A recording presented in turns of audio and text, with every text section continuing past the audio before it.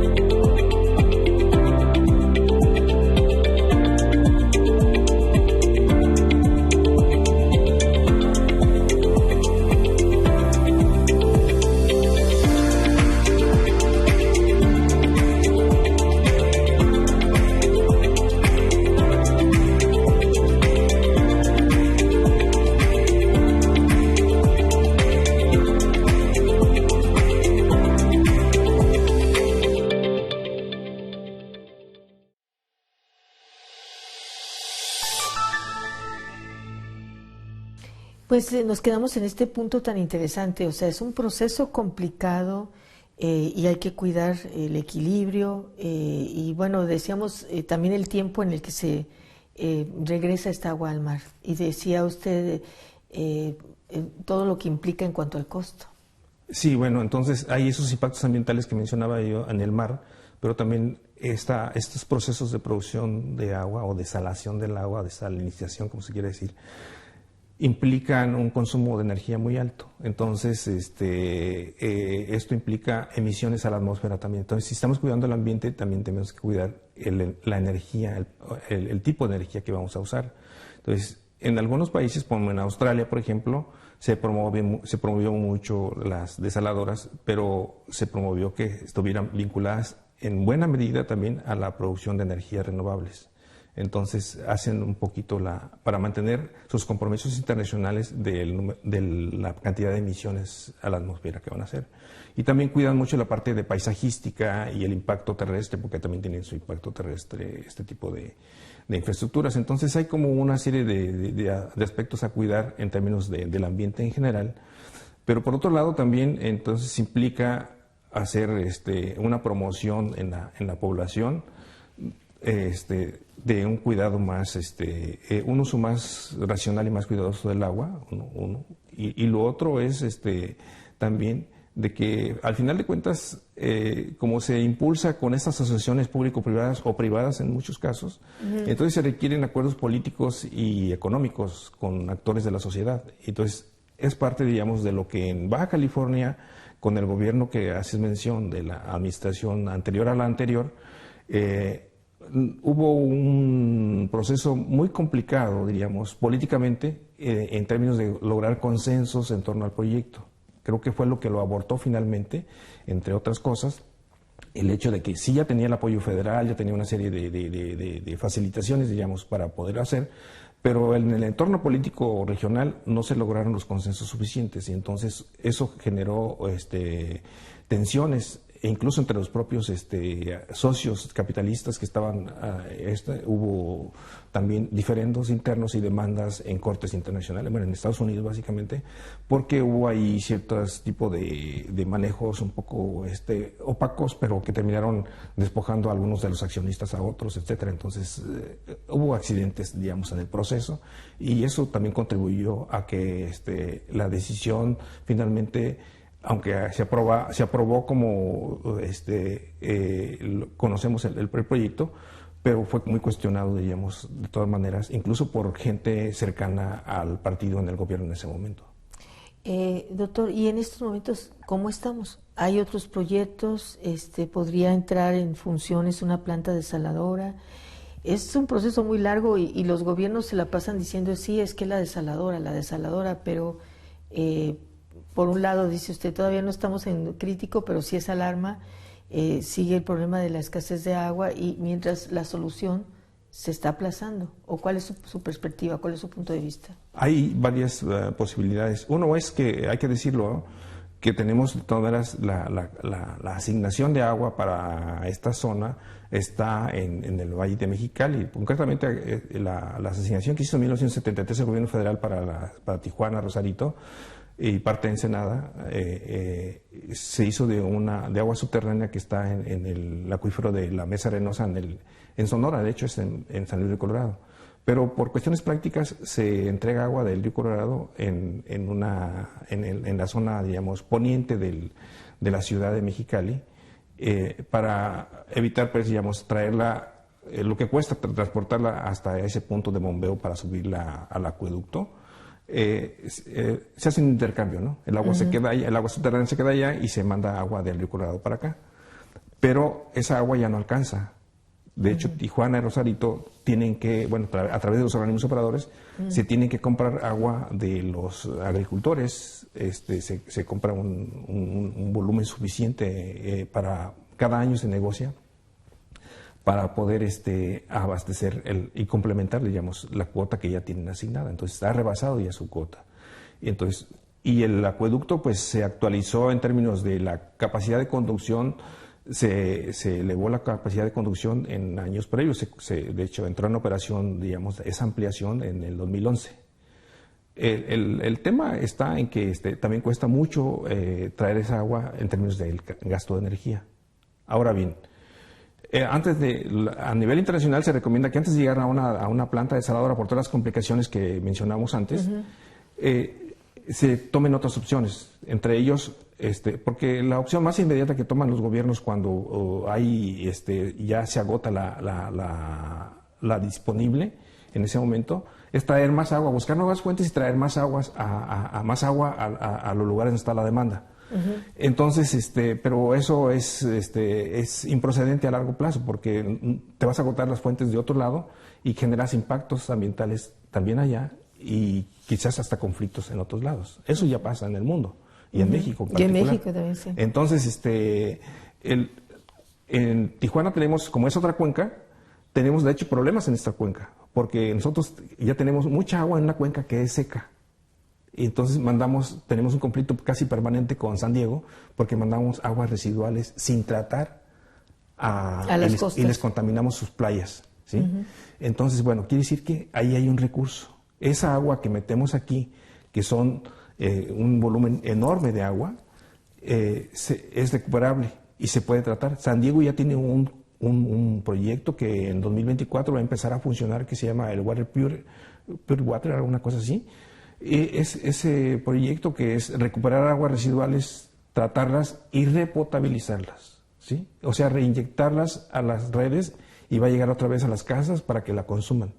Se puede hacer, se limpia, se potabiliza. Entonces ya lo hace Singapur, ya lo hace Namibia, en su capital del país, desde 1968. O sea, ya hay experiencia a nivel internacional de hacer eso.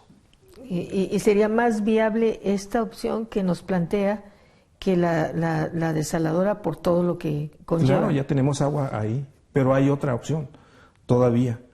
Hay que trabajar mucho con la sociedad para que baje sus niveles de consumo. Tijuana anda en los 180, más o menos, 178, alguna cosa así, litros por persona a día. A nivel internacional, el estándar ahorita anda en 128. Uy. Entonces sí tenemos todavía, si manejamos ciertas cosas ahí de una promoción intensiva, apoyamos con algunos incentivos para que los domicilios se doten de tecnologías nuevas también, mucho más ya en el mercado, diríamos, disponibles para reducir sus consumos de agua, sobre todo en el baño, es donde más se consume, el 70% del agua se consume en los baños. Los baños. Entonces, si reducimos en buena medida esos consumos, tenemos todavía ahí opciones. Entonces hay una serie de opciones a explorar en términos de lo que se llama gestión de la demanda. Muy bien. Doctor, vamos a hacer una pausa y vamos a regresar en breve con este interesante tema.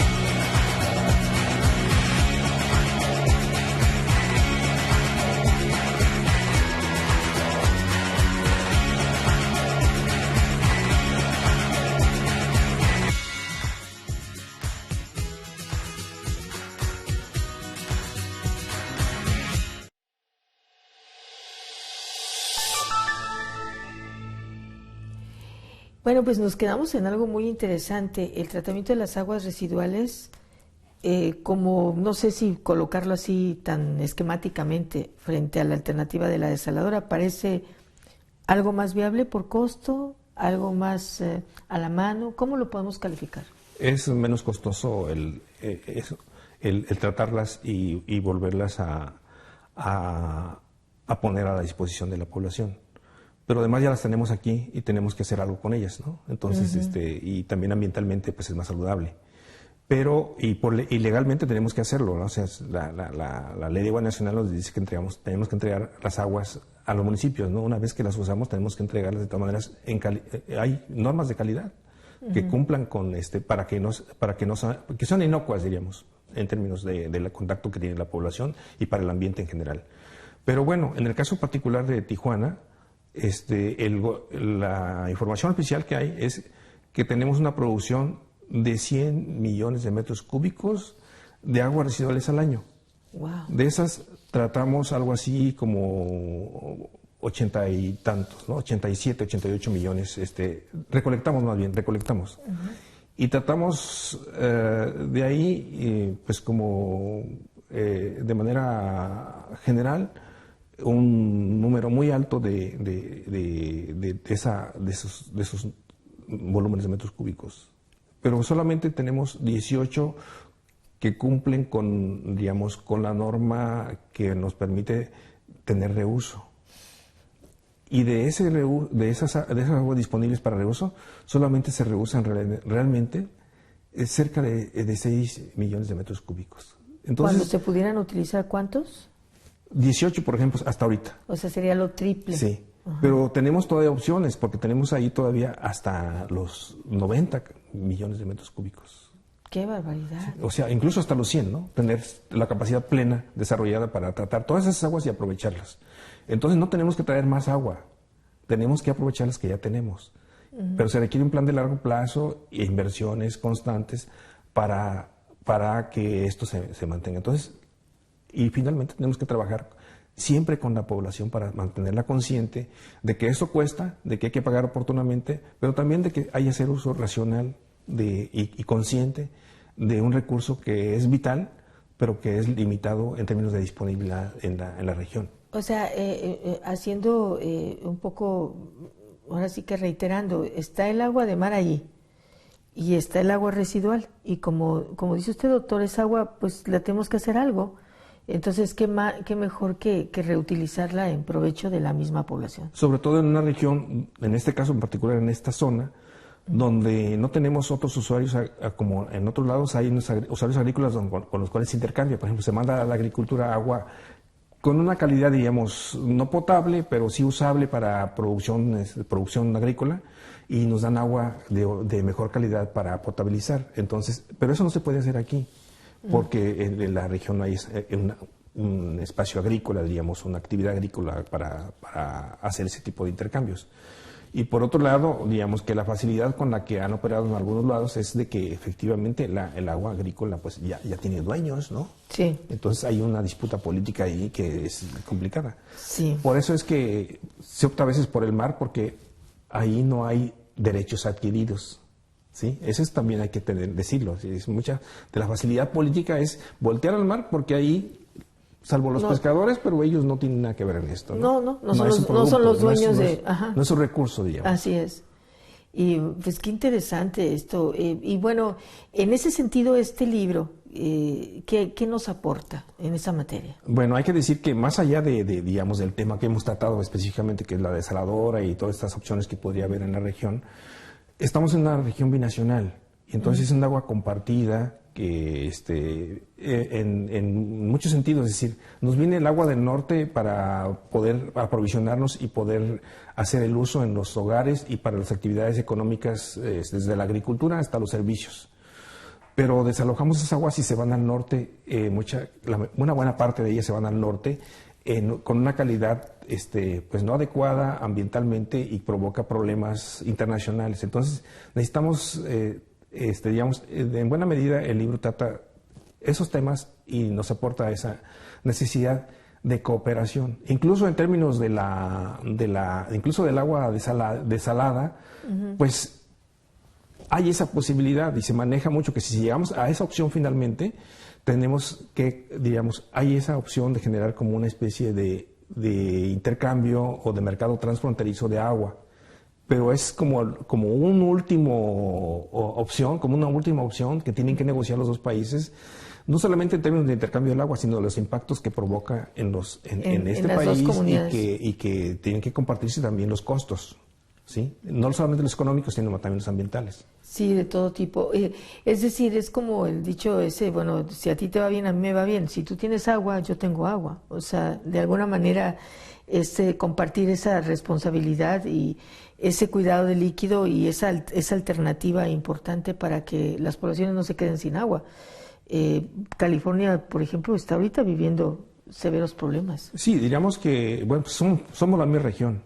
Lo que es extraño es que de este lado no haya una campaña, digamos, de concientización del momento que estamos viviendo, o de los tiempos que estamos viviendo frente a este recurso escaso. Entonces, y de la necesidad de esto que ya mencionábamos antes, de acotarnos, diríamos, o adquirir conductas de uso mucho más apegadas a lo que tenemos, ¿no? Entonces, esa es parte, digamos, de un vacío que hay todavía a nivel institucional que deberíamos atender de manera oportuna.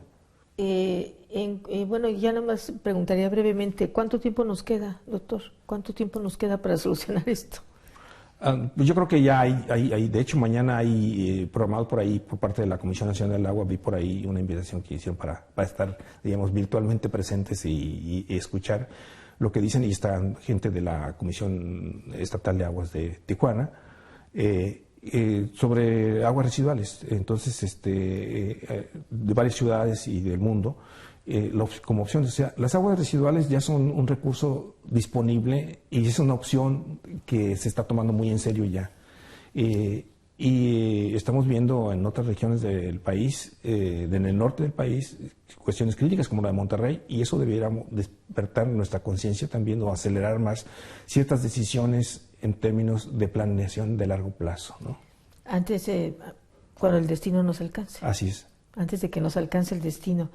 Muchísimas gracias. No, al contrario. La verdad que nos podemos seguir platicando muchísimo sobre este tema, pero pues seguramente vamos a tener un segundo y un tercer capítulo.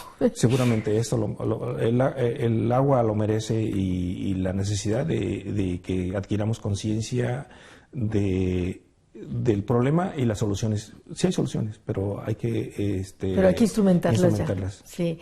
Bueno, pues gracias, doctor, por acompañarnos. Gracias a ti. Y a usted también gracias por acompañarnos. Mencionarle que nos encontramos de gala celebrando el 40 aniversario de la fundación del Colegio de la Frontera Norte, y lo invitamos a que visite nuestro sitio web www.colet.mx, y también recuerde suscribirse a nuestro canal de YouTube y a nuestras redes sociales.